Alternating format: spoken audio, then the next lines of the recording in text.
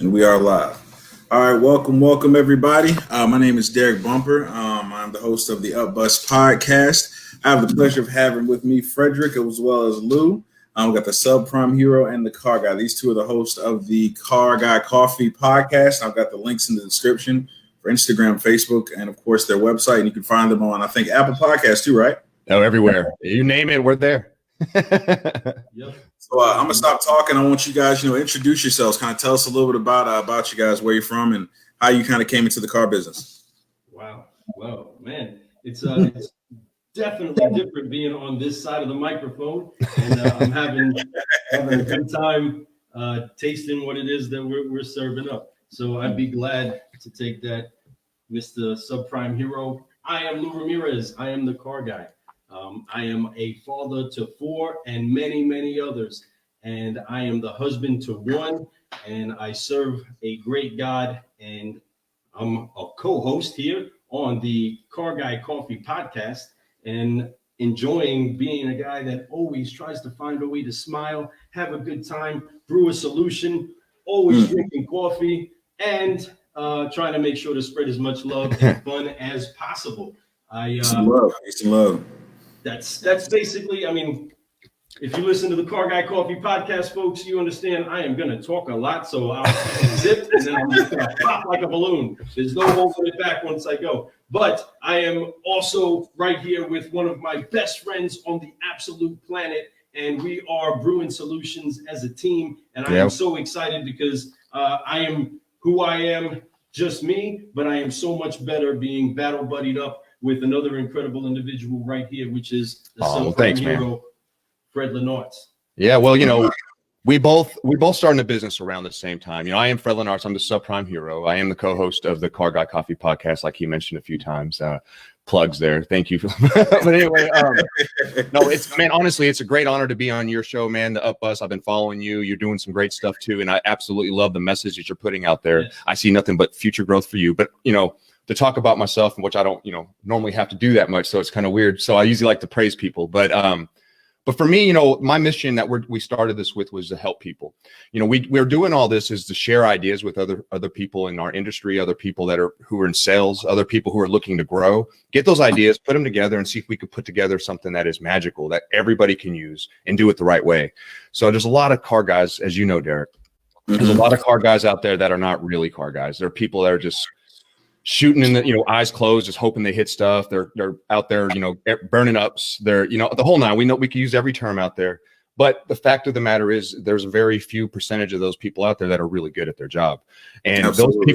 those people need praise. Those people need to be on our shows. Those people need to be told and shown how to do things better, and then they could do the same thing for us, because there's always something you can learn from a conversation. Whether it's something good or bad, you're going to learn something from a conversation with somebody. But the idea is the idea of our show, and the idea of just like your show, is to get together with a lot of people and just share ideas. And then these ideas become ours, everybody's, and then everybody who's doing what we're doing right now can grow and get better at what they do. We started selling cars about 17, 18 years ago. I'm a year longer than Lou. He came into the business. We started at a Mitsubishi store. It was a lot of fun. And it was a Mitsu Hyundai store, actually. And Mitsubishi Hyundai.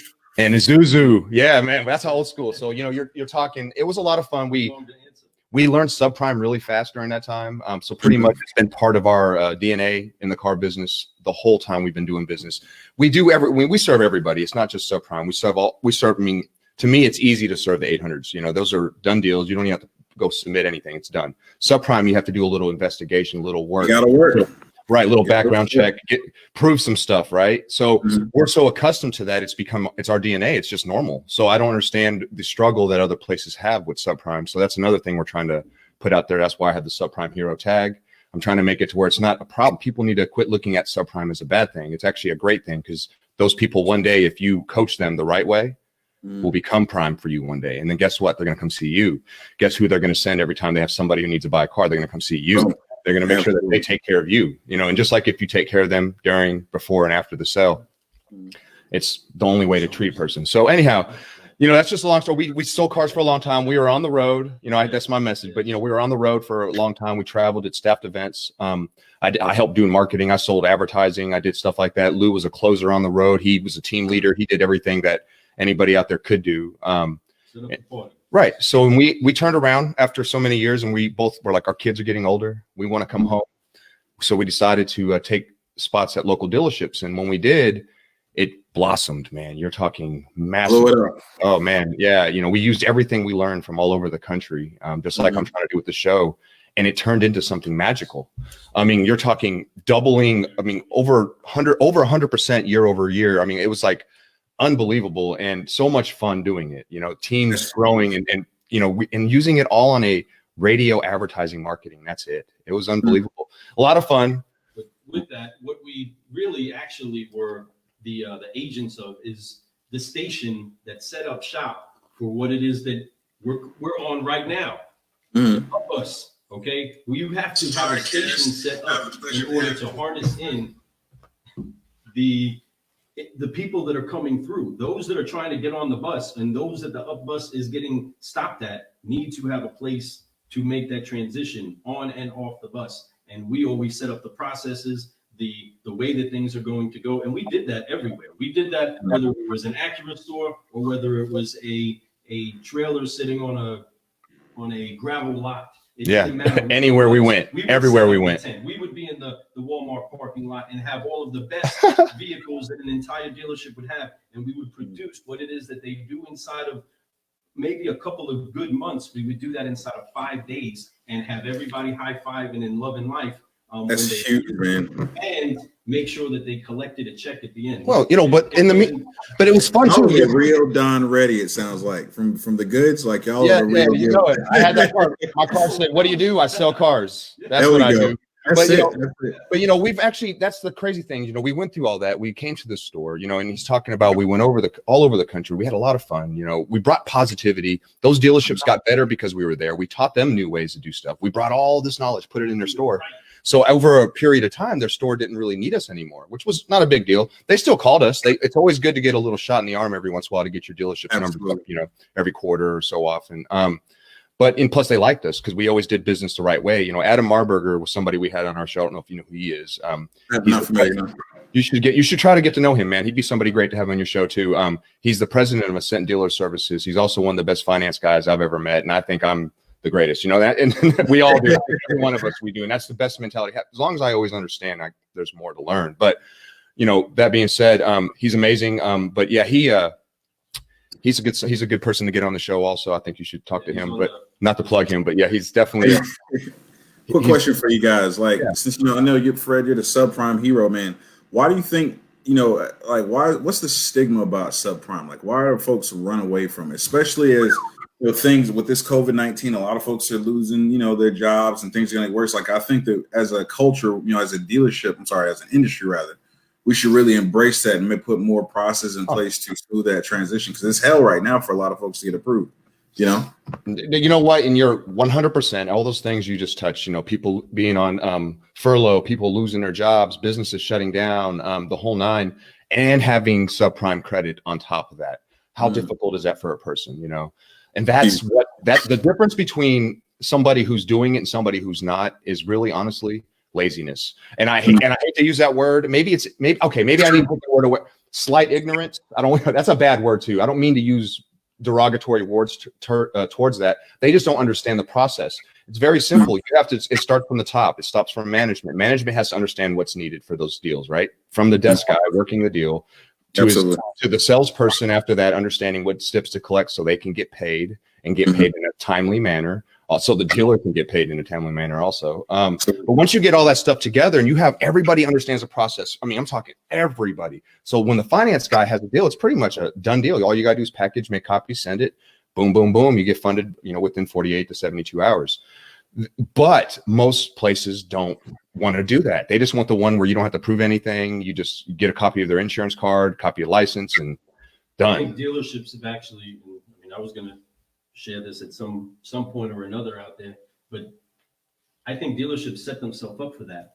The same way that they set up a business plan, they create their avatar that says that it needs to be this person that has a streamlined financial setup. Sure. And it does not include the person that it takes to chase down a person proving that they are who they are. Sure. And because that's the avatar of so many dealerships that don't want to set their business practice up to deal with that on the front end, because I'm a front end guy. Those that set themselves up to have that customer then put themselves in a mode where they don't know how to process this money that is green money coming into your establishment. A lot of green money. Okay. From all I'm telling you. from all walks of life. The same people that were 800s 3 months ago, but life hit them with a calamity, and now they don't get the same financing that they used to get. You know what I mean? And they're rebuilding themselves. Man, they're so appreciative. All kinds of people fall into the subprime, but because a dealership doesn't go fishing for that particular kind of fish, they don't know how to process it, to fillet it, to prepare it, and to package it where it needs to go. Not every market's going to buy tuna. Some other markets sell salmon. And in order to, if you're saying you're only going to go out fishing for salmon, well, then you don't know what to do inside of the waters that it takes to get tuna. But no matter what, we're all finding out that right now we got to eat.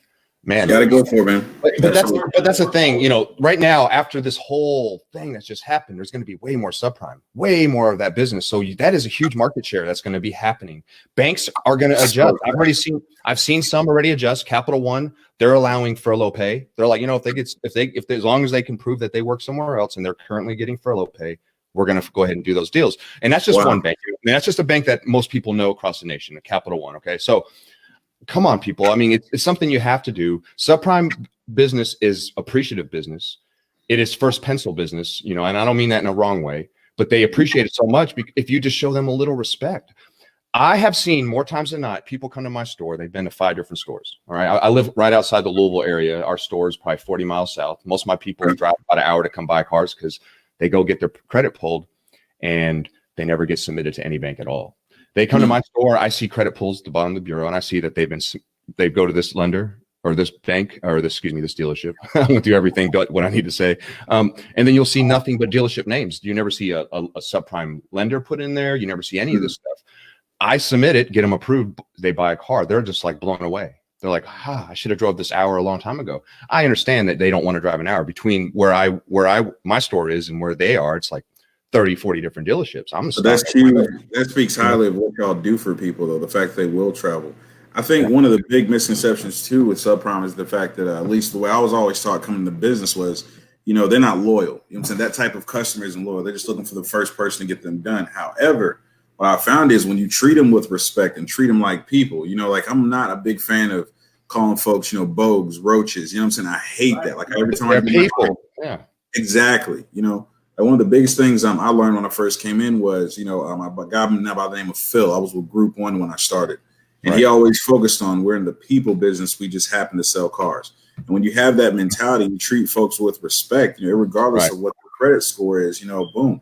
You know what I'm saying? You can become that guy. Because you may not be able to get them done. Maybe they got too much going on, but they've got friends, they've got family members. And once you get inserted into their, into that group, that niche, it's a hit all day. Absolutely. And there's no doubt. And that's such a fact. And everything about that. If you treat everybody that walks on the lot like a millionaire, like that you want their business so much and you're going to give them a bottle of water, you're going to get them a cookie, you're going to do whatever it takes to make them happy. You're going to pull the car around and make it and open up the doors for them and, let them see and, make them feel great. You ask them questions and actually listen. Remember their name. That's huge. That's huge. It's so many. I think I could promise you walk into any given dealership on a busy day and you go to a salesperson, ask them what their customer's name. I'd say 75% won't even know it. That's sad. It's sad, but it's something that needs to be addressed. And if you address it, it gets fixed. When it's put in front of your face, you tend to make it better. So I think that the more we talk about that and we get people to start being more caring and having empathy, this is what this whole new generation is about, man. And I kind of like it a little bit. I like the old school, don't get me wrong, but I do love a lot of this new school mentality. So, it's very good to see people caring about other people. A lot of these new guys I'm working with. There's a guy that I always think of as well by the name of Damian Boudreaux. I'm not sure if y'all familiar with him. He's partnered with Ali Imreda, the top car sales guy in the world, right? He's a traveling sales trainer, but I took a couple of his classes, both when I was with Group One of them, and I was with him at Mike Bruno, Harley Davidson group out there, and he focused so heavily on that, just about relationship selling. And I think that's truly what's required, especially with social media being such an integral part of our sales process. You just got to have it. The way you kind of break through the noise and overcome that, in my opinion, the first and most important objection that most customers have, which is, I don't trust you. I don't like you. You're one of those car guys, right? It's by building that relationship. And social media has been such a huge way to do that by just, showing people that you're a regular person, that you're a good person, a wholesome person, like most, car salesmen are. Yeah. And that's exactly it. And really deep down, I think it comes down to management training. When you walk in a store, the culture is where it's all at. Now you can come into a store with a horrible culture and become a good guy because you are a good person, but it's hard. You usually become what you're around. You always say that's that saying, show me your 5 closest friends and I'll show you your future, basically what you're going to be, so that's the same thing at work. It's kind of hard. So you got to get together with good beans and you got to blend with good beans. And when you do, it tends to make your flavor better. You know what I mean? So, coffee little, had to throw that in there, but it's true.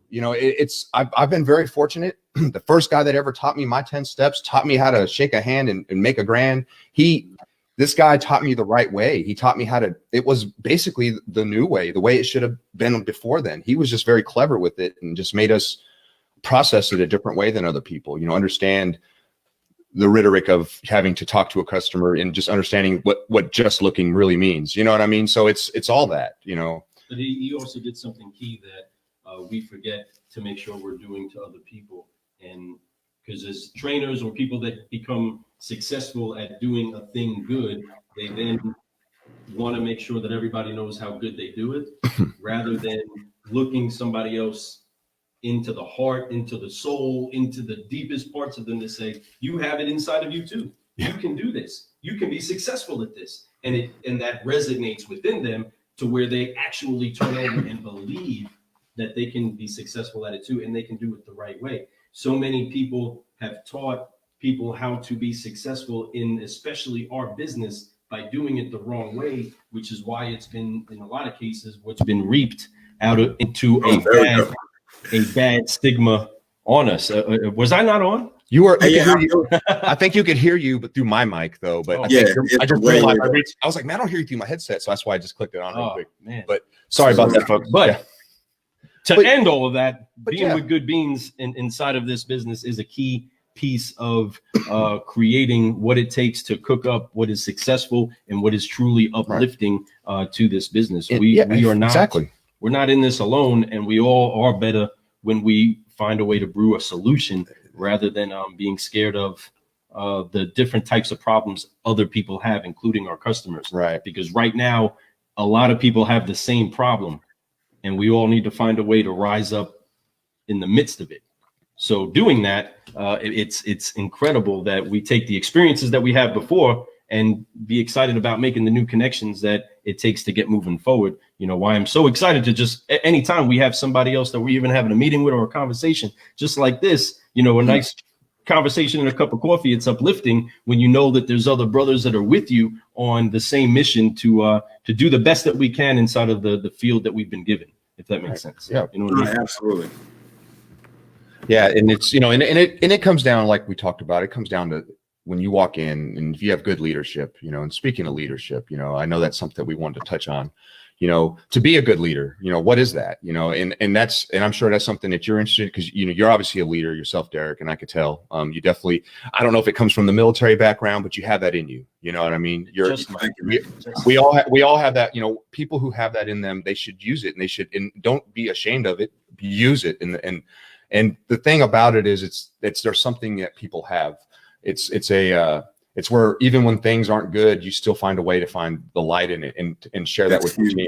You know what I mean? That's one of the biggest things. You can't, a bad leader that's always negative is very difficult to get behind and follow. I've had those leaders in my past, for a very short amount of time and was done with it. I was like, can't do it. Bad. I don't like black clouds, we used to call it. Don't get in the black cloud area. Which is contagious, man. It's even more contagious than a positive attitude, It always is. I think I posted something on Facebook the other day. I was talking about basically like it's so easy in this world, the way we're programmed, it's so easy to be negative. That's the easy part. You have to consciously fight and push to remain in a positive mindset, especially when it comes to sales, because we hear no and we hear so much negativity all the time. You know, you got to fight that, you know, keep that positive mindset. Quick question for you guys, actually, on leadership. You know, from y'all's experience, you know, what does it take to be a good leader? For our listeners or our watchers out there who are maybe new to management or just in a role when they're struggling, what advice can you give to them to, you know what I'm saying, kind of improve their team, kind of change that culture in the dealership to make it more productive? Well, the first thing I'll say, you know, obviously besides that's a big question. You know, well, positivity is obviously the thing, but let's, you know, if you're a positive person, the next thing is honestly is to lead by example. You can't just tell people to do stuff and not having any idea how to do it. You need to know the processes from top to bottom. Everything from how they're catching ups to how their actual word scripts are. You need to know those word scripts. You can't sit there and expect your guys to know it if you don't know it. So I always believe that if I'm going to lead by example. I'm going to be the guy. If I can't do it, I'm going to learn how to do it. And just like if they can't do it, I'm going to show them how to do it. You know, I'm going to show them so many times, but there's only so many times you can bring a horse to water. You know, eventually they're going to have to learn to drink it, or they're just going to, you know, they're just going to have to go find a better way to get successful than selling cars. But, but at the same time, you know, that's the key. It's really to lead by example. If there was one thing I'd say you need to have, is you have to lead by example. You can't just sit back and drink your coffee and tell somebody, hey, go catch that up. You know, you can't have that type of manager out there. Oh yeah, I've seen it. You know, if they can't catch that up, go out there with them. If you know it's a new guy, don't expect. You know, it's cool to have a team where other people can go show them the ropes, but go show them the ropes yourself to earn their respect real quick. You know, I think that means so much more too when you have like, you know, a GM or a GSM that's willing to step out there and, you know, like, yo, you know what I'm saying, I'm desking deals. Hey, that customer's running. Let me go chase that guy too. That just, you know what I'm saying, uplifts everybody. I think I've had maybe 3 managers who've done that. The one I remember most is Casey McGraw. I think he's a dealer principal now for Lithia Springs Volkswagen. Last time I checked. But that's why he is. Oh, that was some old school stuff. I'd never seen anything like it. Dude cussed me out. You know, I'm a rookie on the floor. Cussed me out, man. You know, I'm over like, man, I'm trying to. What can I do? He's like, where's he at? All right, boom. And went out there and worked this match and got him in there. I was like, boom. You know what I'm saying? That's how I learned how to sell and close, because I'm watching, you know, someone I highly respect do it, you know. So what do you think, Luke? What do you think about kind of changing the culture? Making sure that at heart, just like us in the military, at heart, everybody remembers exactly why we're there. The why is tied up inside of so many others, but it lines up with the who you're working for right now. Why are you here? In the military, we were constantly reminded of why we're doing this mission. The mission constantly changed. There was a new challenge every day. There was a new way to go through something. There was protocol for so many of the challenges we ran into, but that protocol always set us up to succeed with the challenges that we ran into. You know what I mean? But we always took on those challenges in a unified way. No matter what, we were the badge that was on us. You know what I mean? And it wasn't whether it said Army or Air Force or anything. We were US. You know what I mean? We were one color. We were one brand with so many other people. Yeah. But we always were successful because we knew why we were there. I'm here because of my child at home. I'm here because I love my country. I'm here because, you know, I want to make a difference. We all knew the why. Inside of this moment that we're in right now, making sure that we have leadership that is trying to say, hey, this is how you do it. This is what I want done. This is how you do it. Now let's do it together. It's so key that we have leaders that are leading by example. And then at the end of that song is the, hey, here's the underlining piece of it, because all of this mission that we're doing, all the mundane stuff that we like, love, hate, want to do, don't want to do, and then reap the benefits of, no matter what, we now need to know why we're doing it. And as long as that's always in front of us and in front of the forefront of our mind of where we're flying, I think that's always going to get things to turn around. And the season that we're in right now, people are having to figure out, why did I even do that? Why was I so concerned about doing this? Why was I so caught up in spending money on that, this, that, and all of these other things? Why did I do that? Oh, I don't need to do that. And why am I going to raise up? And why am I going to do better? You know, all of those questions are being asked now. And I think if we tell, you know, like we tell our guys every day, hey, look, you know how much money you made today? man, that's why you made that phone call while you had to shut the door while your kid was crying. You know what I mean? That's why you took that phone up right now, because they're processing some loans, you know what I mean, or some applications from home. You know what I mean? They got to remember why they're doing it, why they're taking that up. That's always made me successful, because a lot of times I was a knucklehead. You know what I mean? But when I remembered the why I was there, that was always key in helping me succeed. And my why generally is what continuously fires up any success I have. That's right. Inside of that, I think that's what's key for us to be able to click forward. And militarily speaking, everybody had a different why, but the Army came together and completed a unified goal and achieved that mission. Absolutely. Right. So, but that's just right there. Right. Yeah. So I got a lot of salesmen out there that are constantly asking me, what does it take to get to the next level? You know what I'm saying? Maybe they're a top producer, but for whatever reason, maybe they've been passed over, or maybe they're just missing some key thing, but they want to make a career out of the car business. They want to move forward and, get to that management, get to the desk, maybe get to the, to the box, get to the finance office. Well, that's a great question. That is a great question. I don't mean to cut you off. That's a great question. I think we're both carrying at the claws to answer that. So the thing about, all of us, we once were salespeople on the floor. We once were those guys wanting, how do we get there? And then first thing I would do is I would talk to my management and ask them what it takes to get there, because every group's going to have a little bit of different process. Sometimes I hire from within, sometimes I hire from outside. So you may have to get your resume up in other ways, Sometimes they require degrees. I don't understand that. I don't think it requires any kind of degree. Never made sense to me. Nah, never does, never has, and never will. But it doesn't. But I feel like we got a degree in being awesome. I got a PhD in this. Fun. Yeah, you know what I mean. I think that we are definitely always having fun, and we are professors in that. But the thing is that for one, you got to have some gusto. You have to be less selfish. You have to be a person that understands that it's everybody that you have to help. You can't just think about yourself when you're working deals. When you're a salesperson, you have to deal with, the average person 10 up to 30 cars, let's say a month, right? So that's all you have to touch. But as a manager, you're touching all of them. And that's every salesperson, every personality, that's every customer's issue, that's everything that's coming along with it. So understand what you're actually wanting to get into, okay? That's first, and then find a mentor. Mentors are everywhere. Mentors are in your dealership. Mentors are online. I have people always hit me on the side. Hey, I got a question for you. I'm always honored to answer those questions. It means a lot when someone even wants to ask me something like that. So I can assure you, I'm not the only one who is willing to do that for people. So get mentors, ask them how they did it. For me and Lou, we took chances. When a person walked on the lot and there was a customer issue, did I bring it to my boss? Heck no, I took care of it. That shows initiative, right? That's number one. If you want to start with something, don't every time a customer has a problem, go to your boss. What do I do? You're never going to be a manager that way. You have to take initiative and try. Maybe you mess up, but you're going to try. Give it some shots. Phone calls come in to understand how to take phone calls. Once again, learn all the processes from bottom to top. But it takes extra work. It's not as easy as everyone thinks it is. As anybody who's taken a management job, it ends up becoming where you're there all day long. You can't leave early. Your going to miss some time with the family, maybe miss a game or two. It's not, you can't just say, hey guys, I'm going to be gone for an hour. Let's shut the dealership down for an hour while I go try to watch my sons as much as I want to. But I understand that it's a team. I'm helping them pay for their kids' basketball too. And I'm helping this guy's family be able to go on vacation next month. I'm helping, what I mean? I'm trying to do all this. And that's what it takes. A little less selfishness, a little initiative, find you a mentor, understand what you're trying to do.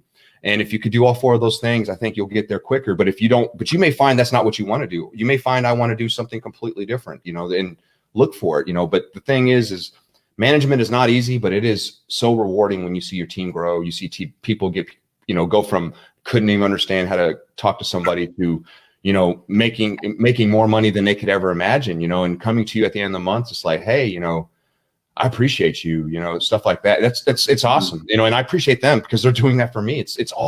We all work together. Without them, I don't have anything either. I have a great team. I'm very fortunate, but and so is Lou. But we've built that team. We've made that team. We sowed those seeds. We grew what it was that we were sowing into. And I love, that's what I love about the car business, because so oftentimes you see folks who are maybe working at McDonald's or working at some little whatever place, minimum wage, and they come in just with just with hustle. Just, you know what, I want to change my situation. I think there was one guy I met named Jay, actually, one of the most naturally gifted salesmen I ever met. And he came into the business, literally, this was his interview. I heard y'all get to the money down here. Look, this is the only suit I got, but if you hire me, I will do everything I possibly can if you just show me the way. And no BS, his first month made $8,000. And I love stories like that. I love that. Killed it. I love that story too, man. That is amazing. And that's the kind of guy you want. That's this business. That is this business. That's what this business can do for it is. So it's an amazing business. And, it's kind of funny. And I'm sure you've seen this too. A lot of times the new guys, because they keep it so simple and they don't know, all the lingo yet, and they don't get what's bad credit, what's good credit. They treat everybody like a millionaire. You know what I mean? They literally go out there and they tear it up. They're like, it's unbelievable what they can do. But then they start to get a little bit, I know everything. And then we all been there. I'm guilty. Yeah. I was there too for a little bit, So we get there and then we realize, guess what? I got a whole lot of learning left to do, and that's the thing. 17, almost 18 years here in the business. And I'm telling you, I'm always learning every day. I'm learning stuff from guys been in the business 2 years, 1 year, 2 months, 20 years, 30 years. I'm trying to find it all. I'm just trying to be the best version of myself, man. And I think if anybody tries to do that, and they really do, and they try to grow every day, man, it's unbelievable. I think that's huge. My fire chief once told me when I told him I was switching from the fire service to come over to the car business, he's like, keep the same mentality I put into you here. If you focus on learning every day, you'll be good. You know what I'm saying? And I think that's something we all have to incorporate ourselves. If you do, and I think most successful people actually have that mentality, learn every single day. I'm never going to be the master at this. It's constantly evolving. I have to evolve with it. Lou, what are your thoughts, brother, for the new folks out there, rising through the ranks? 3 F's. 3 F's.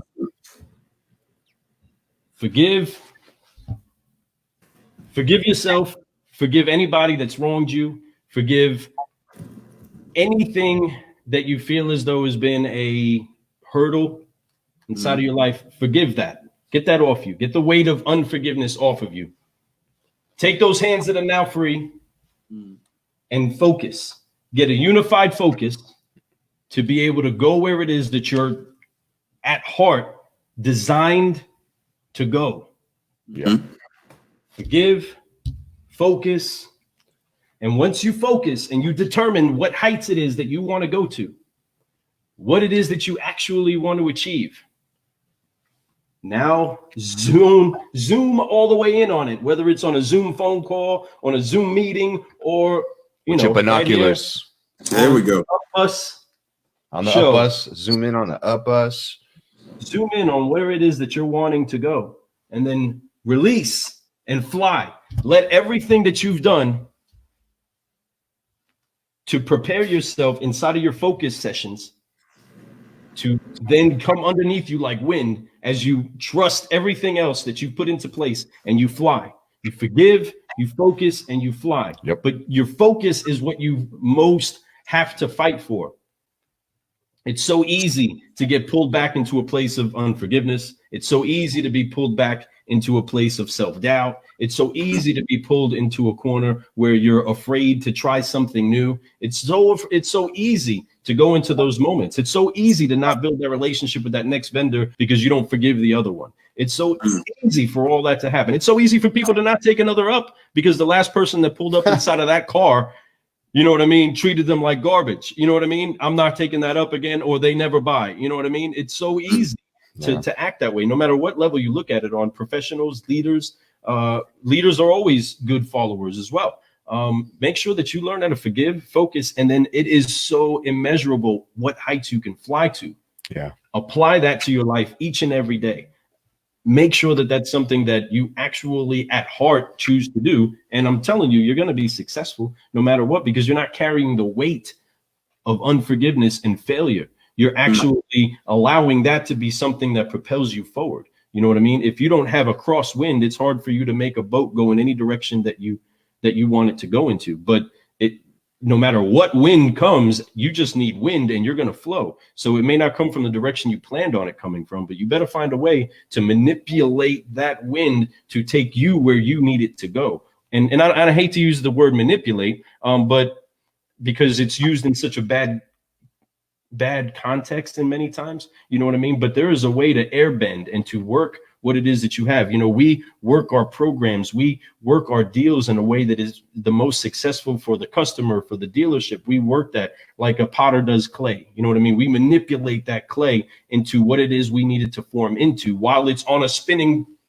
wheel. You know what I mean? We put that together. I mean, these cups went through a process of being spinned, burned, shaped, put into what they needed to be into until they now are worth, they have the ability to carry something. Right. Well, if you would actually want to take on something new and take on higher heights, you can't carry the weight of unforgiveness. You don't see birds flying around with giant weights on them. You know what I mean? They have what it takes for them to survive, to eat, and usually feed others. Well, that's what we need to do as we kind of fly together. That's right. You know, you have to like realize no matter how bad you did yesterday or how bad you did on the up you just took before, it's okay. Wipe it off. Next.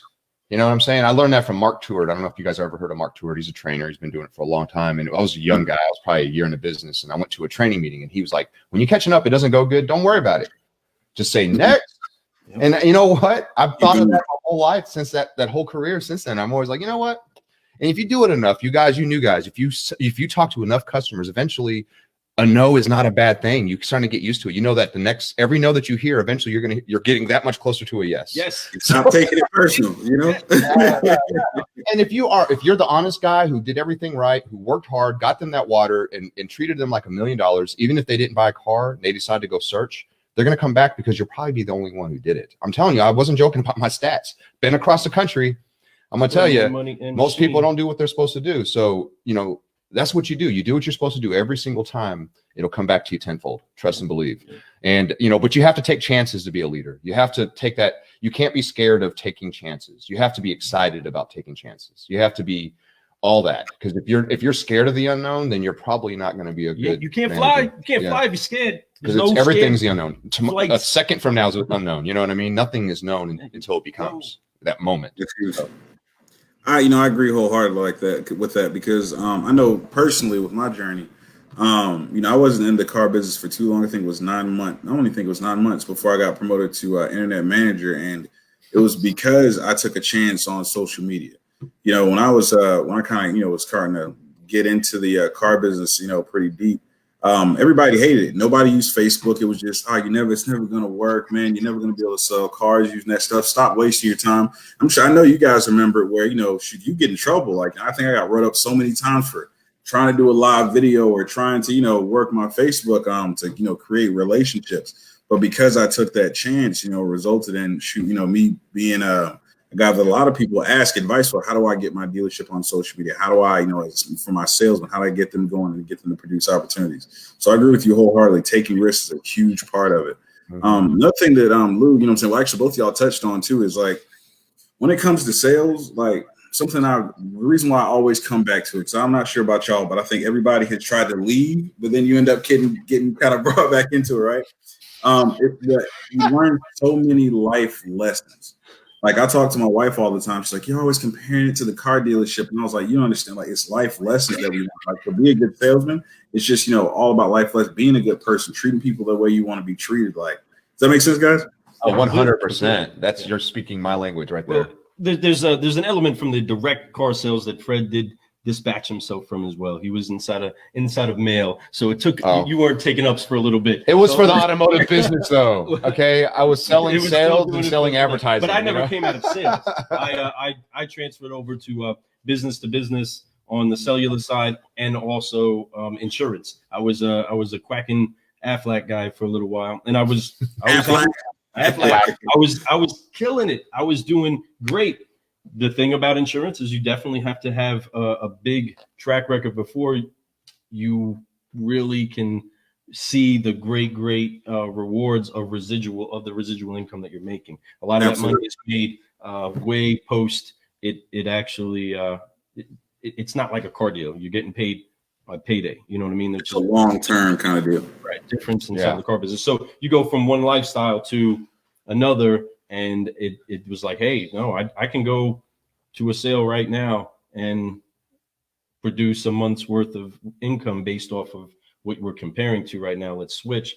And then I did. And then I came in hot. I came in like really flying hard. I took over a Nissan store, had some fun there, launched that, got that moving in the right direction, and then made the shift over to the dealer for the people and really got to stretch my creative potential out because it was also, we turned into a media marketing team. With the first time we hit the television, first time we started actually putting our owner out there. You had these new set of guys that are, you know, turning on the circus every day, you know what I mean, are making it fun every day. I'm ready to go. Let's do a crazy commercial. All right, bet. Here we go. Cameras on. Boom. Oh yeah, we just had fun, man. And literally became a whole other dynamic. I love the guys that we're with now. We love the owner that we're with. He's helped us so much. But the thing that I honor most is that he's given us the leeway to be us. Yes. To, you know, we don't have to be him and do it every way that he says to do it. What we have to do is help that person that needs that vehicle. When he looked me in the face and going over my pay plan, and we went through stuff, and he told me to my face, hey, we can't do it on everybody, Lou. But if we need to lose a little to take care of this person, and you know at heart that they need another vehicle, that's huge. We'll be fine. Do the numbers, and it's like facts. Yes, this is the man that I want to do this job for. You know what I mean? Let's go. And so having that type of a leader or a mentor and a person then empowering you, saying, "Oh yeah, you got an idea? Great. Let's throw it in. Try it. Let's go. Holy cannolis, that worked. Man, that was fun." You know what I mean? And then that becoming the way that our culture was, it just continued to build a better family, but then success followed it. You know what I mean? Because at heart, he was able to team up with somebody that had his vision and his safety and his protection, and his why understood. He was a dealer for the people that wasn't just selling cars, but solving transportation problems. That became a different mantra that we all resonated with. And we grew with that. We did. It's a blessing. I see you got Benji on here. Yeah. So this is my first time streaming to YouTube. So this is kind of new for him, but yeah, apparently we got a YouTube comment. So that's dope. But Benji asked, hey guys, liking the podcast, what are your opinions on when the quarantine should be lifted? So that's a big question for all of us, because it's affecting a lot of businesses out there. I'll let you guys kind of run into it first. Obviously the quarantine, as a car guy, I wanted like yesterday. You know what I mean? Because here's the thing, I've come to realize during this time, because our doors are locked, they can't come in the showroom, but we've been able to do curbside at-home deliveries. We've been able to do all that type of stuff. So the advantage of the doors being open is huge. I mean, it's going to be gigantic. So the sooner the better. Do I think that we need to just open it up and let the floodgates happen? No, we need to make sure we have processes in place. Okay, that's key. You may need to make sure that you have masks, that everybody has masks, and ones that they can replace the next day. You can't just have a mask they can wear every single day. It has to be disposable, so on and so forth, so you know that it's always sanitized. Make sure all work areas are clean. Make sure your team understands to be 6 feet away from them when showing vehicles. But we get to have them in our showroom, folks. I'm excited about that. Now, I know to some people it's scary. New York had huge numbers. Us in Kentucky were a little different, so I really can't make a judgment for other places that have had a worse situation than us. But here, it's not great. I mean, one death is horrible. One case is horrible, right? So I'm not going to ever downplay what's going on. I'm just saying that with the right processes in place, you can still be just as safe. You can still be profitable. You can still give a customer a great experience instead of having to try to do it over the phone, which we've done really good with video messaging, video follow-up, all kinds of stuff that we've implemented during this current time. But now we can move forward, and now we can have them in our showroom. We can, do a walk around the vehicle. I mean, that is, you guys don't understand how much that helps. But anyhow, it's so much nicer. And there's great companies out there, Carvana, they're huge, and everybody knows about who Carvana is, and everybody's like, oh, is that going to be the future? I think that they already are the future. It's the now, right? So like that whole process of buying cars and having it at home is going to be something normal. All right. So you need to make sure that after this is over, that you still have those processes available, because you don't want to miss out. Take part of that market. I've been saying it since this all started. I want to start taking over some of Carvana's market. You know what I mean? I want to get into their share a little bit and start to implement that with a person at the dealership that they can actually have. I think that's the advantage. They can have somebody to call and say, hey, I have a problem with my vehicle, or hey, what do I do if my vehicle has a because a lot of people have weird questions. They've never owned a car before. They, their dad always took care of the vehicle and he's no longer around. What do I do now? Do I take it to a service department anywhere, or can I do my own oil changes? We've all heard those questions. Absolutely. And when you have somebody that calls a call center and it's not a designated person, which I don't know, if I never bought a car there. I'm assuming they don't have a designated person. It's kind of weird. Right. Maybe that's an idea. Carvana, use it. If you do, always assign one person to those people. Right. So maybe about 30 people, one person gets 30 for a month, and then so on and so forth. But anyway, but that's something that we can offer, the human touch, the touch of you have somewhere local. If you have a problem, you can come. We can solve it. Check out the hook when my DJ revolves. I said it the other day on something else. But it's true, man. I mean, to me, that is the advantage of what we can offer if you worked on those processes now. If you have that ready to go, and then open up the doors, allow them to come in. Don't have people where it's packed in like sardines. We're going to put up we already came up with a problem resolution for that. We're going to put a tent outside, start doing outdoor sets. Perfect time of year. So we're going to, if the showroom gets too packed, we're going to have tables that are going to be well far apart. People can work with people out there. We can have barbecue going, whatever, have the food trucks come. We can do a lot of stuff to enjoy being able to do things that are starting to phase into opening again. So I'm excited about that. We're going to have so much fun with it. I think I want the community to be involved. Do a 10 event. I'm very, very versed in the 10 events, very versed. So, and it's fun. It's a great time for the customers, for us. It's a different thing to drive by when they see it. They just pull in, all that type of stuff. So I think, since everybody is tired of being cooped up at home, I think if people are working, then they're going straight to work and then straight home, nowhere else. And when you have something like that with those precautions already put in place where, I can feel comfortable doing what I need to do. I need to get a car and still feel safe. That's huge. I want to touch on that, go a little deeper on that Carvana thing a little bit. A lot of dealerships, it scared the shit out of them. You know what I'm saying? To be honest, when they saw Carvana and the effect it was having on the market, as an industry, I think that we have really always been held back. We're really slow to change. Social media, I think we're just now getting into it when a lot of businesses have made their brand off of it. Right. What are things that besides what you've already mentioned, how can we? Because I think what Carvana did, because I've heard a lot of bad stuff about them recently, they didn't do the best execution. But the idea, like you said earlier, this is the now. This is what's happening. This is what people want. How can y'all think the everyday car dealership take advantage of that knowledge to improve sales? That was a big question. Sorry. It's a great question, and I think it's something that needs to be talked about for sure. Because it needs to be addressed with each and every person that is the one that's moving a product or a process, that it's that individual, you versus Carvana. It's not just the big corporate dealership. It is you are fighting for the attention of that one person that's looking for a car to show that your way of doing it is more beneficial for them and their best interest is taken care of. So when saying how does an entire dealership go with that concept? Well, you train your salespeople, your car buying coaches, your product specialists, whatever the title is of the person that makes the transaction of purchase happen for your dealership, whoever the face is of your store, you are training them to make fans out of their clients so that they're constantly wanting to be part of what it is that you're doing and celebrating your success. That's how other people end up going to your show when somebody explains that experience was great.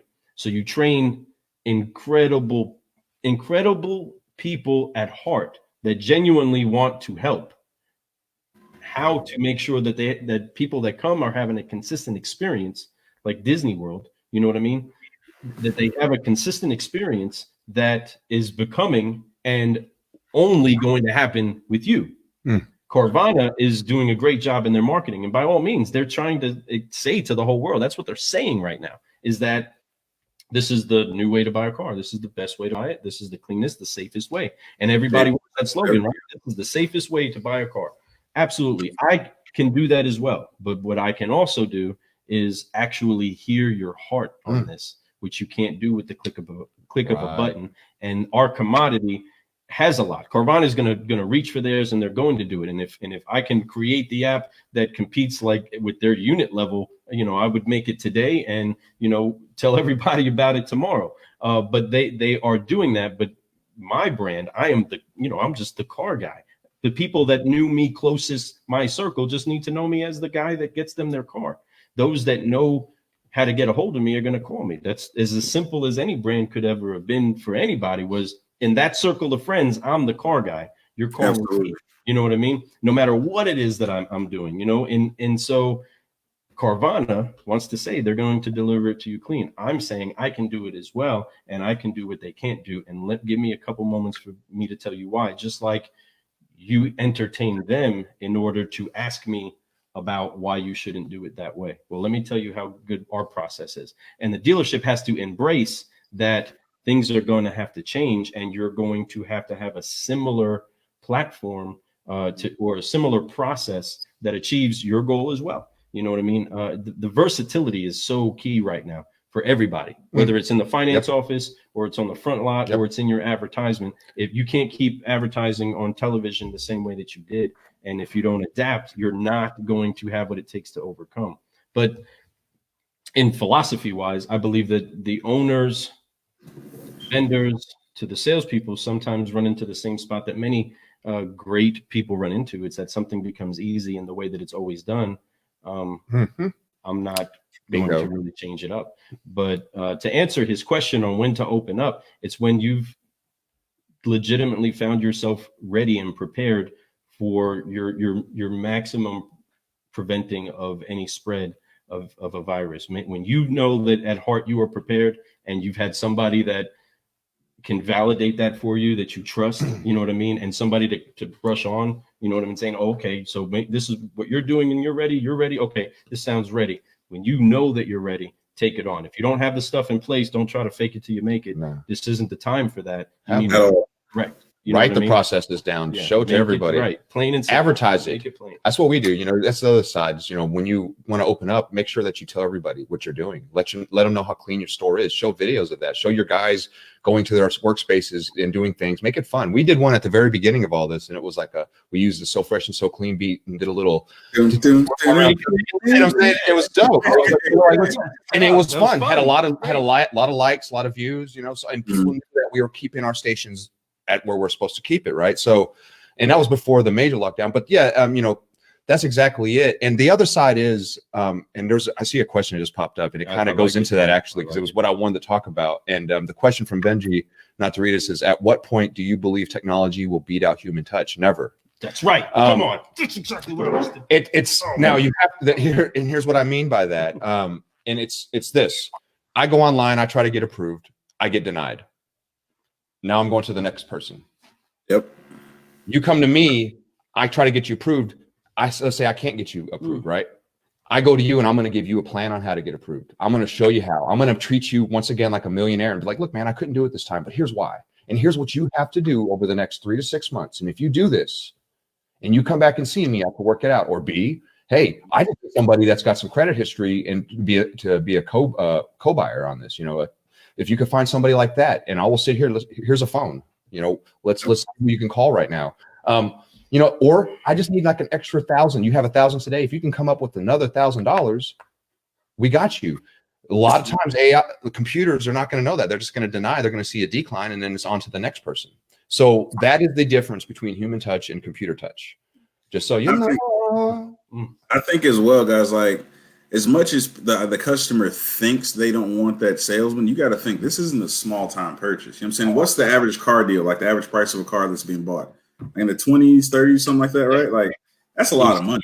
Yeah. You know what I'm saying? And not only that, when you throw in that statistic that 80% of internet shoppers, when they actually come into the dealership, end up buying something different than what they selected online. Bingo. You know what I'm saying? Like, that's huge right there. And why that happens, it's not the salesman being pushy and talking you into something else. It's that, that needs assessment. Hey, what's really going on? What do you really need? You know what? I know you came in for that, but I just want to show you this over here. Maybe you like it. And at the end of the day, the customer's the one who makes the decision. They choose to go with something else because the salesman's here to guide them along the process. Right. So my answer to that is, I agree wholeheartedly. It's never going to go away. Now, will we introduce some different processes to kind of make it a little bit more customer centric? Absolutely. We'll use technology for that. Here's a plug for my guy Jason Gardner out there. It's a Kobe. Big fan of their fan of their software. The text messaging game. I think that's going to be something that everybody, if they aren't already doing, and I know like CDK CRM has a little something like that, but I think everybody's going to be forced to kind of be more customer centric and use platforms and means of communication that the customer wants. You know what I'm saying? To kind of get as much done before they come into the dealership than after. No doubt about it, man. Technology, see, that's the thing. I embrace technology, no doubt. But will it replace us? No. You need to have a combo. It's great. It's just like we talk about blending with the right beans. When you put things together, it becomes amazing. So technology with the human touch, a technology with that is going to be golden. A lot of people refuse to use social media. They refuse to use text messages. They refuse to do video calls. I mean, I have a hard time trying to get my salespeople to send video follow-ups. I don't understand. I'm kind of like, no big deal. Record a video, press send, happy. But but it's true though. It's that simple. But it's just something that's just sometimes they just need to be taught, shown, and done a few times. I also have I believe in a 90-day thing. Like you have to do things for 90 days to really see major results. Whether you're working out, whether you're starting a new process at work, whether you're starting a new job. Tell me what kind of guy he is in 90 days, right? Right. Oh, he had a great week. He just sold 5 cars. That's kind of weird that 90 days is our temporary phase until we figure out what you got. Push through it. Let's see where you're at. But 90 days is the key, 90 days of doing something. Like a lot of people do something for a week or two and say it doesn't work. Well, guess what? It's because you did it for a week or two. That's right. You got to do it for a long time. See consistency. It's like anything else in life. Just to give a quick echo on Fred's magnificent answer. Thank you. There's nothing that's going to replace the human touch. By all means, it is more. It's better. It's more genuine. A filet mignon is not going to sell as many units as a McDonald's hamburger, but the convenience and the inexpensiveness of the McDonald's hamburger is going to may outsell it. The key is making sure that we actually find a way to embrace how it is that a person receives a message or gets connected to. And if more people that are human can find a way to reach out and touch somebody that way, it's going to always be a better experience if somebody can talk to somebody on the other side. But if you don't know how good that filet is, you will settle for what is convenient. So it's important that everybody makes everybody believe you can have filet. It is possible for you. No, nothing will. Plus the fact trade-ins, man. I mean, a computer doesn't put extra money in a trade. No. We do that. We look at a car, we see it's super clean. I can get rid of it probably pretty quick. I might put an extra $500 to $1,000 in it. It makes it a better deal. It might make it a deal, period. So that is the difference. Little things like that. So we say that trade-ins. Trade-in. That's our owner. He's always like, never going to replace us. Trade-ins. Trade-ins. And he's still right though. He's still right. I mean, he's a real car guy. Yeah, he knows. Because when you go to Kelly Blue Book and that whole option, to buy there, to sell your car to them, they're going to give you pennies on the dollar for what it's actually worth. Or it's actually person again, that's what it is. So I know both of you guys kind of touched into something with that question. Kind of touched a little bit into branding, like you're the car guy, you're people who know you are always going to come to you. Social media has become like a huge piece of it. Shout outs to some pioneers. My guy, Bowtie Terrence out there, Gabe McDeal out of I forget what group he's with, but and a couple other guys who've really taken it to the next level and blown it up. What are your thoughts on social media? Not just for the dealership, but also as for each salesman and manager branding themselves. What are your thoughts on that? I love that's a great question, and I absolutely love social media. Here, I'm gonna alley this one up to you real quick and let him take this one down, okay? All right, so to the point, that's TikTok. That's TikTok, right? So that's what I mean by that. Social media is amazing. I could tell you if you're not using it as a salesperson, there's free tools for you to advertise yourself. Free tools, free leads, free everything that you could ever imagine. The one thing that I can say is social media, just like the 90 thing I talked about, takes 90 days to get really attention. It took me 90 days. I don't know if you noticed this, but I've only been on social media for 5 months. I've been on LinkedIn for years. I just jumped on Facebook 5 months ago, and I'm crushing the game. And I learned really fast. I'm like, man, it's like a video game. you look, you're trying to get so many views, you're trying to do this. It's all organic. But the key I've noticed is after about 90 days, I started to get the real following, because people realize this guy, whether they like my stuff or not, they realize he's not gone. He's still doing it, because we've all seen it. We've seen the 2 to 3 weekers come in, talk about they're going to do these every day, and then they stop. Right. Yep. I do it every day. I do it every day. I do it multiple times a day. I've added extra stuff every week. I constantly try to find something that is going to be the new thing, or, a tweak something I've done in the past. If you watch my quick brews every single day that I do them, they're better and better. They're cleaner. The editing, it all comes together. Just like your show right now, it looks beautiful. I love the background. I love it all. I am gonna, I'm gonna steal some of this, but that's how nice it is, and I love it. It's great. It works really well. But that's the same thing. The more you're out there, the more people are gonna notice you. You're gonna get haters. I talked about this on a quick brew the other day. Just love them. Because if you're getting hate, means you're doing something right, and you're doing it all night. And I love it, man, because I'm looking forward to the next one, and I think it's fun. And when you can debate with the hater and actually do it where you're actually saying nothing but love to them, say, man, I feel you. I love you. I hope you're doing well. And, as like Lou said, I'll pray for you. Right. And, and I just, you could throw hate all you want, but I'm going to keep doing what I'm doing because I love what I do. I'm going to forgive, focus, and fly. But that's going to come with it. But people's biggest problem, I'm going to just say, is that they're worried about what people are going to say. Or am I going to get enough likes?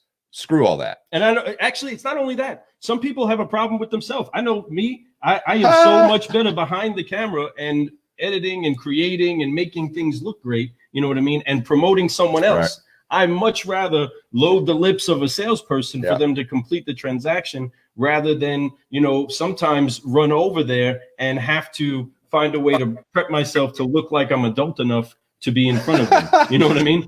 I freestyle. I don't care if my hair's a mess, if my beard's all over the place.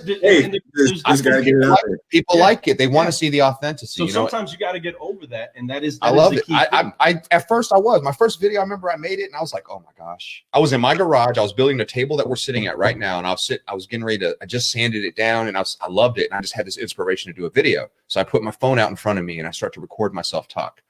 I look back at it and I'm like, oh my God, I look like an idiot. But I posted it. And the reason why I did, because if I didn't, then I probably wouldn't the next day. And I probably wouldn't the day after that. You got to take that step. Once you take that first step, and then you commit to yourself, and I did this whole year. I committed myself to do it at least for a year and see how it goes, right? I'm doing it all the time and I've committed that. And now I'm seeing results. So you guys out there who don't think it works, promise you it sees results. I'm starting to get invited to shows like the UpBus. I'm starting to get, I've been invited to a few other ones.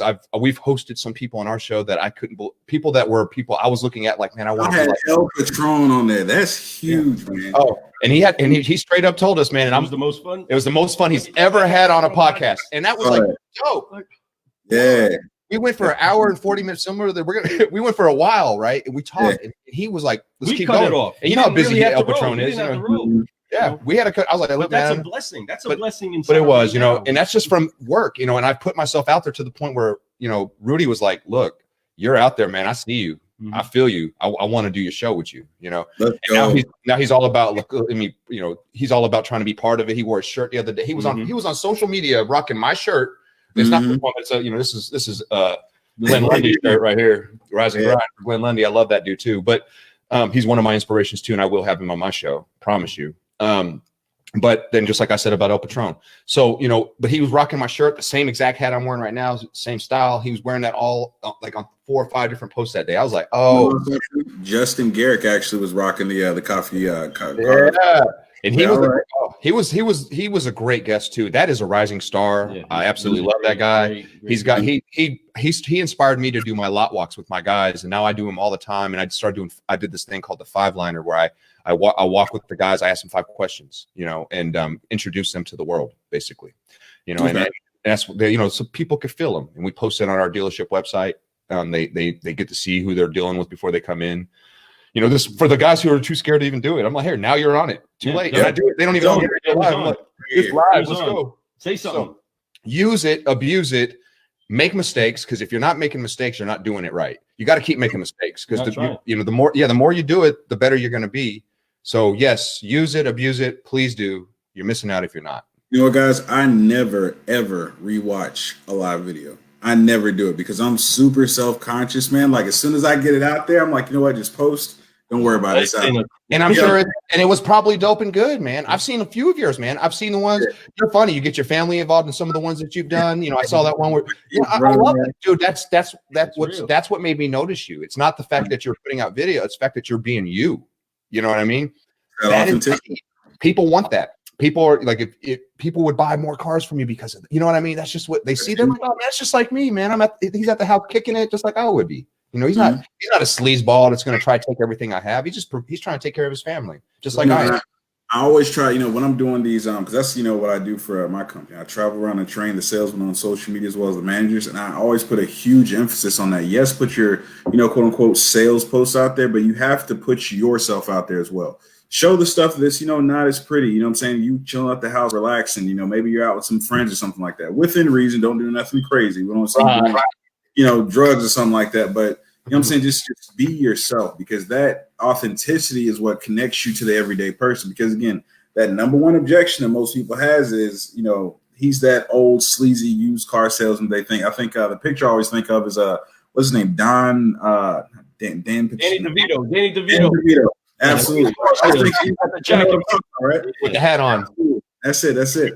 So I always think of that. They always think of that guy. But when you show them, on your personal Facebook page, this is me, this is who I am, it's a hit. I want to give one quick tip out there for the guys. And we do have a question from Facebook. From YouTube as well. But for those of you who are, a little nervous about social media and trying to break into it, but you want to get some action out of it, the one thing I harp on every single day with every salesman, every manager is your delivery process. And including your social media into that. Whenever you deliver a car, I promise you, if you do this right here, it's going to blow you up. Consistency, of course. Whenever you deliver a car, you simply say to your customer, sir, ma'am, you have a friend or family member that's going to be in the market for a vehicle. Okay. We have referral checks or whatever y'all's referral process is, but most dealerships do have a process to give out checks, right? Say, hey, I want to put some money in your pocket. And I also want to give you another way to contact me. Should you have any questions, maybe my number changes, your changes, I want to make sure we're always connected.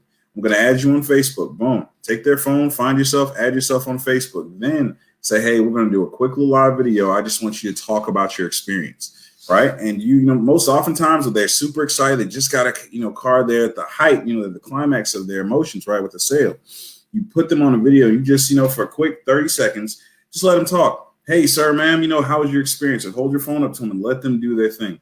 What you'll find is, especially when you tag them in that video, is your comment section underneath that video will be overloaded with their friends and family members saying, oh my God, I want to get a car. Oh my God, I want to get a car. Because again, it shows that one, it connects them to you as their car guy, but also shows that, man, so-and-so got a car from them. Shoot, man, you know what? I might want to get a car too. You know what I'm saying? Or better yet, here's the one I love. Man, if they got her done, I know they could get me done. You know what I'm saying? Right? And that's what you do. That simple process, guys, I guarantee if you do that consistently, and I know folks want to do photos, do a live video. Video converts 10 times better. Yeah, do video and a photo if you want a photo, and I'm gonna tell you, Deric, honestly, because you just said that reminded me exactly where I got that from you. So I've always thought of that, but I remember watching a video of yours a few months back, and I have a team at my dealership called the Dream Team.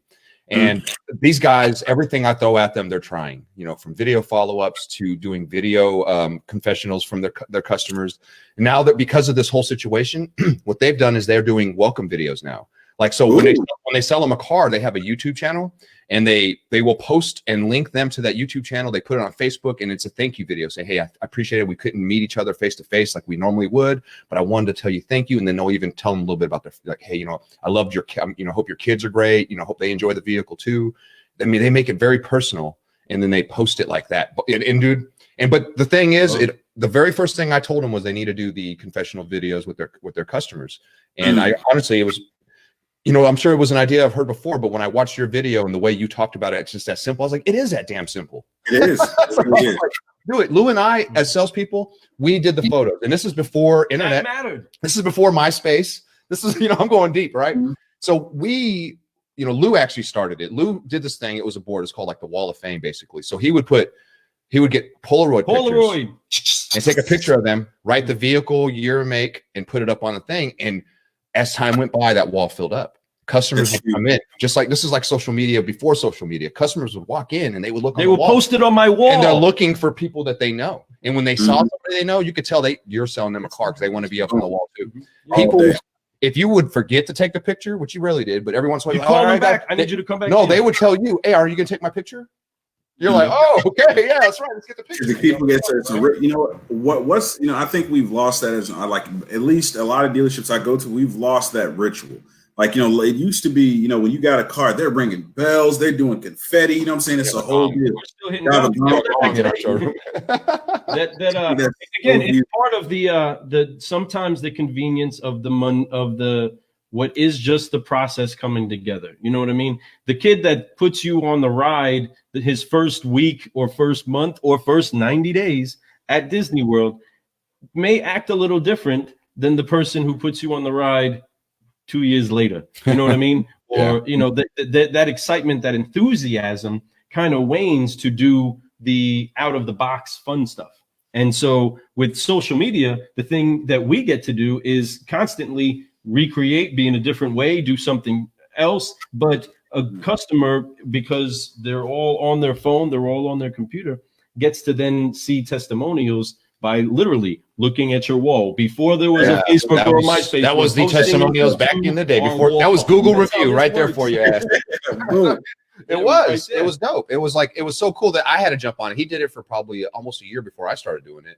We became office partners at a different dealership. And then, I mean, we filled that wall up so dang quick. It was unreal. And it was great. It was such an easy way to have customers get comfortable. They're like, man, these people, they really know what they're doing. You know, they've helped a lot of people. Success breeds success. And it amplified once he got into the office, and then now we're covering up our entire office with all these pictures. I mean, it made sure that we stayed committed to sharing who it is that we're helping, rather than just that we're succeeding. And so it's even a reminder for yourself. But the thing is that when we're salespeople and you get an appointment on the phone, I tell this to especially my young guys. I'm like, hey, what's the first thing you do after you get a customer's name and number? Do you look them up on Facebook? And they say yes, almost 100% of the time. So what do you think your customers are doing?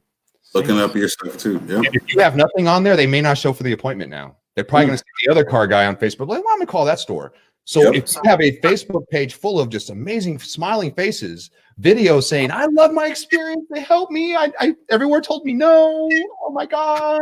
They're going to say, oh my, I have to go see these people right now. Just like you said, they're going to say that, hey, if they can help them, they can help me. Look at all of these testimony videos. Look at all of these thank you videos. Yeah. After the third one, they're saying, I want to be one of those. And let's say let's say you want to be a manager, to the guy who asked us about that, or, you know, if you want to be a manager one day and you have a resume, that's your resume now. You go to another store, they're going to look you up on Facebook.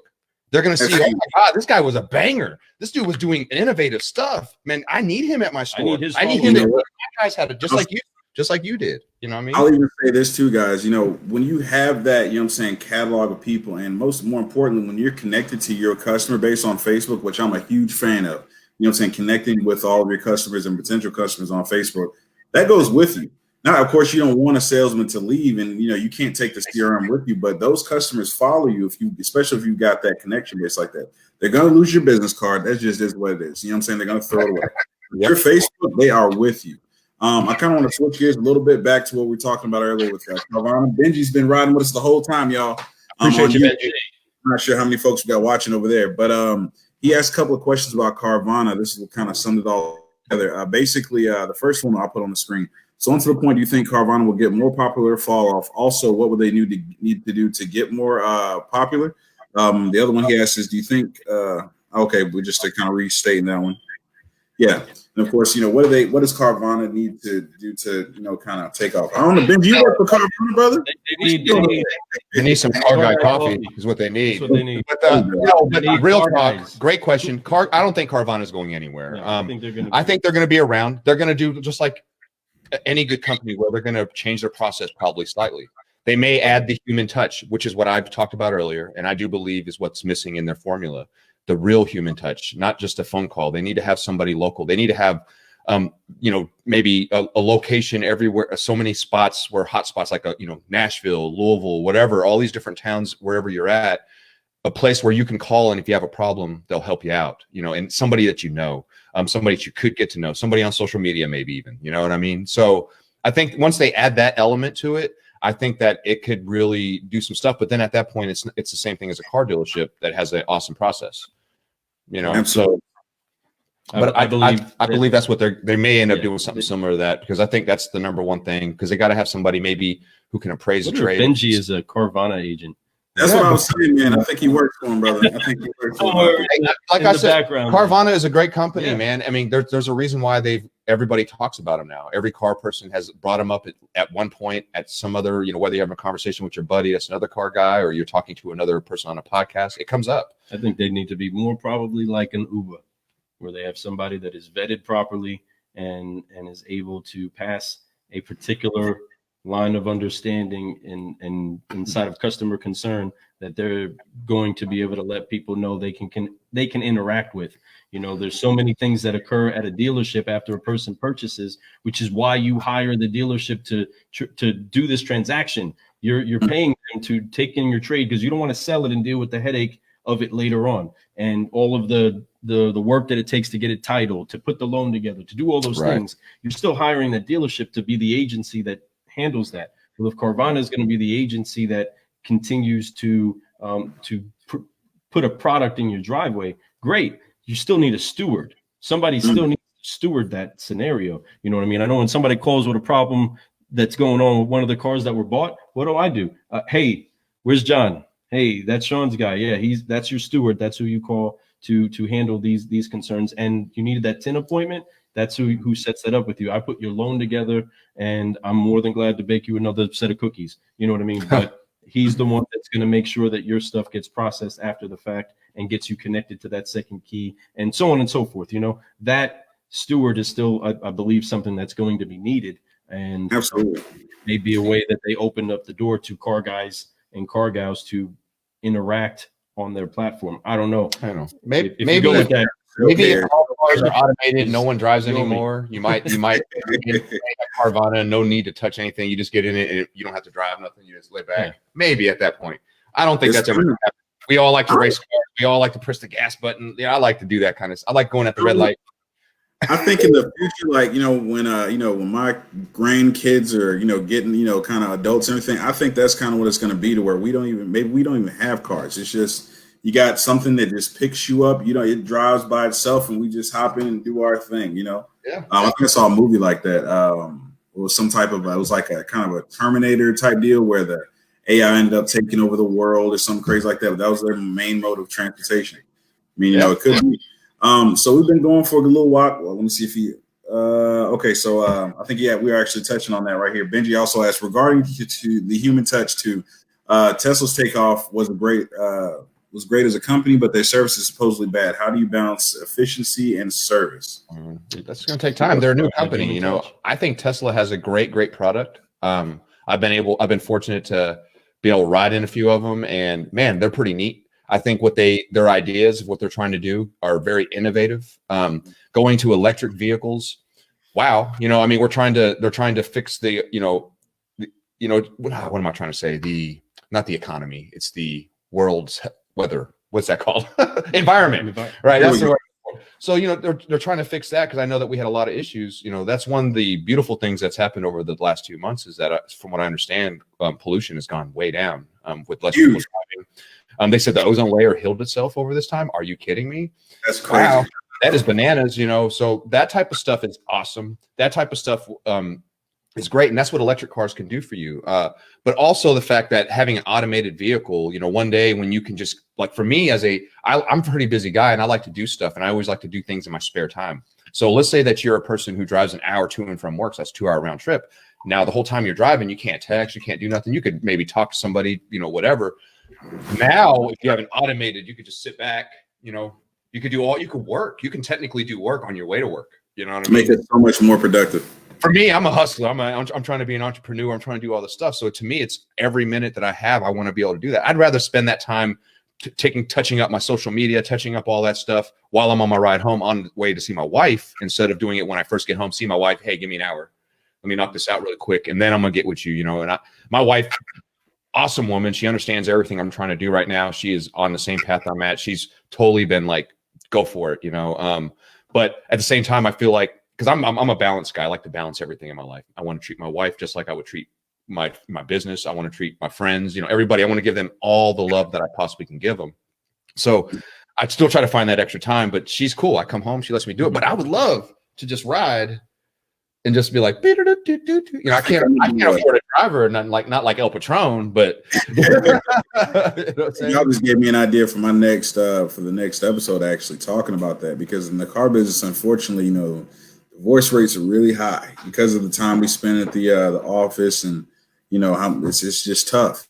Yeah. I think I'm gonna actually bring somebody on to kind of discuss that and some things that maybe we can do as an industry. You know, all the folks working these long hours to improve that work-life balance. You know, that'd be huge. Working on brewing solutions about that right now inside of our store, because we're taking on a different generation that has a different way that they have relationships with their spouses, with their family, with their time, with their money. And so there's a completely different type of approach that we have to start having, and understand that instead of us trying to remold ourselves around the car business, we need to remold the car business really around us and how we're successful for us. We have to put the Iron Man suit on us. It doesn't just go on anybody. You know what I mean? It depends on who's in there and who's wearing it, but putting that around us is key. And being able to be superstars, be subprime heroes, it's tough. Be the UpBus. It's tough without a good partner, you know. Yeah, but you have to. You know, it's some people say it's easy to be single and move on, but I tell you, it's not. I this business, it's been very good to me because I had a great partner the whole time. My wife is, I mean, the whole time I've been doing this, she's been there the whole while I was on the road traveling, gone for 2 months at a time. Sometimes she was there. It was tough. Was not easy. It was. Did it take tolls on my relationship at some points? It did. But because we work through it just like I do with anything in my career, if I make a mistake, I'm gonna fix it and I'm gonna try to make it better next time and never make that mistake again. I believe in that philosophy. It's okay to make mistakes. It's just keep growing. And now my relationship's stronger than it's ever been because we've put all that work in. Now we're married, been together for 18, 19 years, been married for 15 plus. You know, we have a beautiful son together at 16 years old. So, you know, getting ready to turn 17, it's crazy. And we've grown together, but our relationship, it's just as important to me as being successful in my business. If I'm not having a good relationship with my wife, then my business doesn't matter. It'll probably crumble because you do have to have balance, you know, no matter what. And a big thing that balances each other out inside of a spousal setup is the ability for a spouse to humble you. Amen. Keep you humble. They do so quick. My wife will do it real quick. Okay, Mr. You know what I mean? Subprime hero. You're great. That's cool. Whoa. Go get the glove. I got my wife over here looking at me like, yeah. And she's right. And she's right. Thank you. To echo that, and since we got a lady that can throw an amen out there, listen, folks, being humble is not necessarily just thinking low of yourself. I'm no good, or I'm not. No, that's actually the complete opposite of what humble is. Yeah. Being humble is thinking of yourself less. I'm considering this other person more than me. My needs are not above theirs. We are on the same field of needing to be able to raise up together and to actually grow and bear fruit together. No doubt. So because of that, I put you before me, but because that's also for me. We are one together. And so any relationship that is successful in business, generally you can look at the way that they've positioned themselves in what they've married. Whether they just married a business, then you'll have a great brand, but you won't have a lot of people to share that brand with you. But if you marry the people and the culture and who it is that you're serving, then you're going to be very successful. You're going to have a healthy marriage, and it's going to breed healthy fruit. And then you'll retire with tons of money if you worked hard, and you're going to love life afterwards. I'm telling you, it's really cool. Good fruit and other women out there that have been married to a car guy for a long time are amazing women. So what I mean by that is like when you become friends and you go out, those women all have, it's kind of like being an army wife, you know, they all have an understanding, you know, they all understand what's going on, what we all go through, and they're going through it too. So they all get that same feeling. But they're all strong women because they were there this whole time. They took care of the kids when you couldn't. They made sure that the house was right for you when you. And I'm not saying that's a woman's job. There's, you know, if you're a car gal and you have a car and you have a husband at home, he should do the same thing for you, right? Period. It's one hand shakes the other. You know, whoever can provide the bread, bring the bread. If you could both provide bread, even better. You know what I mean? So it's. I'm not saying that way. I'm not saying male, female. I'm saying car person and person at home. They take care of the person they take care of the house for you because you're at work all the time, you know, and you would love to, you know, I come home, I try to knock out some stuff, but it's already taken care of before I get home. It's like that old video. You ever heard the magic table? I put this cup over here. It's always, by the time I wake up the next day, it's always gone. I put my clothes over here. Next day, it's always gone. I have that. I have the magic table at the house. So I'm lucky. I got Benji, man, rocking with us the whole time on YouTube. This is my first stream to YouTube. So apparently, I didn't even know I could do that. Actually, I just found it out right before the podcast. I was hoping it didn't like break anything, but it worked well apparently. So yeah, awesome. So we've been going for a good minute, guys, and thank y'all so much for rocking with me. I want to bring it to a close on the question I ask everybody. What was the story of your first sale? Because everybody remembers it when you popped your cherry. You know what I'm saying? Tell us this story real quick, guys. Who wants to go first? Yours came first. All right. Since mine was before his, about a year before. I remember I finally went through all my training sessions, 48 hours worth or some whatever. And they're like, you want to go catching up? Of course I was going to. Yeah, I'll do that. So this lady comes out, and she was an older woman driving a car that she definitely need to get rid of. And I honestly don't remember her name. I hate to say that. But she lived right in the local town still. I know the vehicle though. So she comes in, she's like, I only have $8,000 cash money. And I'm like, okay, it's not bad. That doesn't sound bad. I was new, so I sounded pretty good. I got a car dealer somewhere. So I go into the showroom, and when I walk in the showroom, I literally do not have, there's not a manager. There's maybe a couple salespeople, but nobody at the desk. I'm like, what's going on? So I'm at the tower, like looking, I make a page. Well, the senior salesperson to me was Paul Damos, and he comes walking over. And Paul, if you're watching, you remember this. And I go, hey man, I got this lady out here, $8,000 cash. I know we have this Ford Escape ZX2 up on top, silver 2-door money. I'm sure it's that we can get her done in that. And he was like, oh, maybe. I was like, I just need to know the price. If I could do it, I'm gonna go out here and close her on, $8,000 out the door or whatever. And he was like, all right, let me check. And he checks it and he goes, yeah, you could do it. I go out, I shut the deal, I come back in, everything is good. She brings me her check clears, and Paul's like, I get half your deal. What? Wow. So my first deal was a split over, I don't even know what, to this day. Wow. And Paul, I work with Paul still, and I love him. He's like a brother to me, but he stole half my deal. And I didn't say nothing, man. I tried. I told the man, and they were like, well, that's just how it goes. Like, how the heck? How's that go like that? I promise you. But I also I learned something. Never ask another salesperson how to find something at a deal on the lot, because they're going to ask for half of it. So I always, because those were old school guys too, so I was like, never. I'd wait. I'd sit there and run around the building, look for a manager. Like, nope, not asking anybody for anything anymore. That made you better though, too. You knew where everything was. Oh, dude, the floor was so ruthless. That's why I believe I am where I'm at. I mean, everything from a phone pop to a lot pop, you were like elbows and get out my way type stuff. I'm serious. It was ruthless. So Lou, what's up? Tell me about yours. It's so crazy because we haven't actually. I can't believe we haven't talked about this on our show. We really appreciate you pulling this out. Man, that's awesome. There we go. There's so much crazy correlation to it, and he's gonna understand. And he knows. He was there. He was there for that. I was his floor manager when he joined. He was my team leader. It was great to have great car guys around us that also made sure that I learned the ropes the hard way and the right way. But I had it up. It was a captain in the Army, female type. She was there with her husband. They wanted a new Eclipse. She wasn't. She got promoted not too long ago. Has a new command that she's working there at Fort Knox, and I was all excited, pumped up. I'm released. It's that first customer you're able to really go work. And just do the process. I'm working her, get it going. Everything's going good. I have a nice pencil in front of me. We did Foursquare. Counter offers coming. I'm shown, hey, fold it over the paper, do this. Great news. We're going to be at with this much down, this much payment. Congratulations. Hey, Lou, you want me to show you how to do that? Yeah, sure. I did the whole deal, had it all. All I had to say was this next thing. Hey, Lou, you want me to show you how to do that? Yeah, cool. Okay, cool. Goes over, says, man, real quick, this is the new payment. This is the new down payment initial right there. Boom. That's how you do that, Lou. Said, thanks. Said, thanks, Paul. He said, no problem. Here we go. And he got half the deal a year later. Yeah, that's right. Hey, that's the ritual, man. Everybody goes through it. Everybody's go through it. You don't forget it though. You never forget. Never again. Hey, but I tell you, it was probably 3-4 years later though. Not to talk about another sale, but 3-4. I'm gonna do it real quick.